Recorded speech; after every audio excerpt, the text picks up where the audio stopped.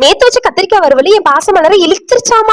மீன் வறுவல் மாதிரியே இருக்கு, எனக்கும் வேணும்னு ஒரே அந்த பொண்ணாக்காவா நாக்காவான்னு தெரியல. ஏழு வயசுல லேஸ் கேட்ட பாவத்துக்காக எனக்கு உருளைக்கிழங்குல பொடி அள்ளி கொட்டி எவ்வளவு கேவலமா பண்ண முடியுமோ அவ்வளவு கேவலமா செஞ்சு இருந்தா லேசு சாப்பிடுன்னு சொல்லி கொடுத்துச்சு அந்த பொண்ணு. எனக்கு அதோட லேசு திங்கிறதே விட்டே நானு உருளைக்கிழங்கையும் வெறுத்துட்டேன். இப்ப இந்த பொண்ணுக்கு கத்திரிக்காய் வறுவல் வேணும்னு வண்டியை தூக்கிட்டு வந்துருச்சு நம்ம வீட்டுல. அந்த கத்திரிக்காய் வறுவலுக்கு ஒரு சூப்பரான ரைஸ் செய்யணுமே, அதுக்கு முன்னாடி நம்ம கொஞ்சம் பளபளன்னு பளிச்சுன்னு கொஞ்சம் எனர்ஜியை ஏத்திக்குவோம். நம்ம நேத்து போட்டு வச்ச ஆம்லா ஜூஸ் கியூப் எடுத்து தண்ணியில தேனை கலந்து மிக்ஸ் பண்ணி குடிச்சேன். சூப்பரா இருந்தது, ஏதோ ஒரு புது எனர்ஜி கிடைச்ச மாதிரியே இருந்துச்சு. அந்த கத்திரிக்காய் வறுவல் வச்சு பிசைஞ்சு சாப்பிடுறதுக்கு நான் செஞ்ச ரைஸ் என்ன தெரியுமா, ஒரு வடிச்சிட்டுல எண்ணெய் ஊத்தி கட் பண்ண வெங்காயம் கருவேப்பிலை தக்காளி எல்லாம் போட்டு நல்லா வதக்கிட்டு டேபிள் ஸ்பூன் தனி மிளகாய் பொடி, அரை spoon garam masala, 1/4 spoon மஞ்சத்தோட meal மேக்கரை நல்லா சுடுதண்ணில போட்டு எடுத்து மிக்சியில போட்டு நல்லா அரைச்சு வச்சிருந்தேன். அதே அது கூட சேர்த்து நல்லா ஒரு 5 நிமிஷத்துக்கு வதக்கிட்டு நடுவுல புளிய தோண்டி 2 முட்டையை உடைச்சு ஊத்தி தேவையான அளவு உப்பை போட்டு அதையும் நல்லா கிண்டி நம்ம வேக வச்ச பாஸ்மதி அரிசி கொஞ்சமா கொத்தமல்லி இலை போட்டு நல்லா மிக்ஸ் பண்ணணும்னா சூப்பரான soya keema rice ready. Timing நல்லா இருக்குல்ல, ரைஸும் அதை விட நல்லா இருந்துச்சு.